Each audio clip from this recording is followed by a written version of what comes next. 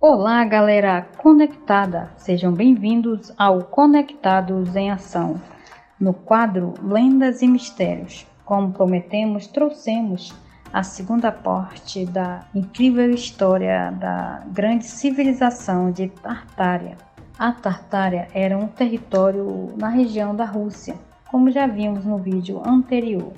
Foi um grande império que, segundo alguns indícios, que após a Segunda Guerra Mundial, sua história foi apagada do mundo e uma nova história foi recontada pelos sobreviventes da guerra. Ainda é um mistério quando se fala de Tartária, dito que seus ancestrais vêm da raça branca, os arianos ou hiperboreanos.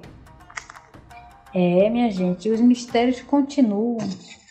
Quando falamos sobre mistérios de terras e continentes, não podemos deixar de lado a região de Tartária, que de pouco tempo para cá se tornou alvo de especulação dos curiosos, e principalmente de historiadores e pesquisadores. Isso se dá pelo simples fato dela estar ligada a uma espécie de acobertamento histórico, de forma proposital. Pois, ao que tudo afirma, sua história real foi substituída ou apagada em pedaços, dando lugar a fracos argumentos. Estranho que este país continuava a aparecer em mapas variados até o século XIX. Dessa maneira, não temos dúvida de que a Tartária é um destaque em mapas do século XVIII. Nos mapas e nas crônicas ocidentais, a região da Grande Tartária fazia fronteira com a Moscóvia, que era domínio dos mongóis tártaros.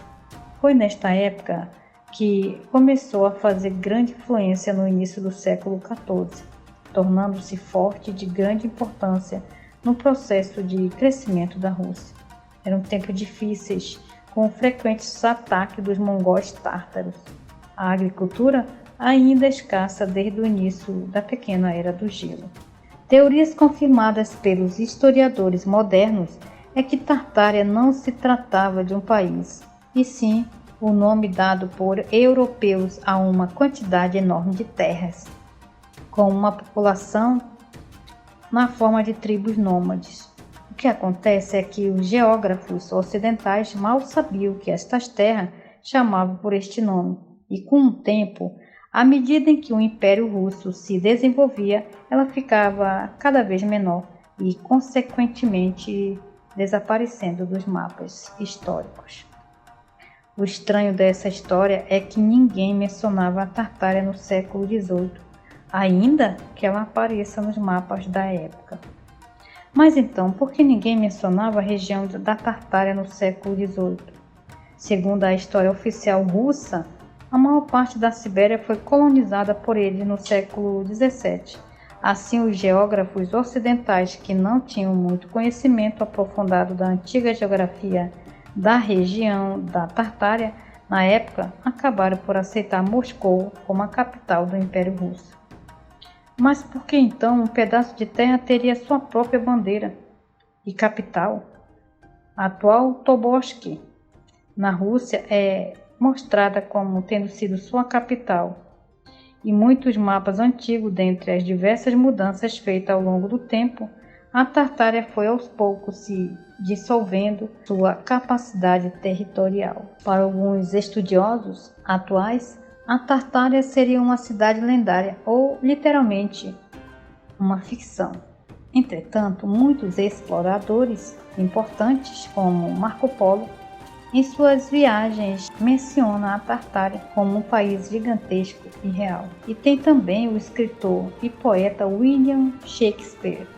Menciona a Tartária em uma de suas obras. Já a enciclopédia online Wikipedia diz que a Tartária é uma denominação dada pelos europeus, desde a Idade Média até o século XX, para designar uma imensa extensão da terra da Ásia e setentrional. A região da Tartária se estende do Mar Cáspio e das montanhas rurais até o Oceano Pacífico.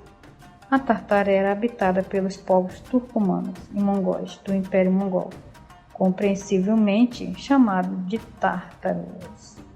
E aí, o que vocês acharam da história da grande civilização de Tartária. Dê a sua opinião, comente, não se esqueça de se inscrever em nosso canal. Lembrando que estamos no Instagram, então nos siga nas redes sociais e até o próximo vídeo.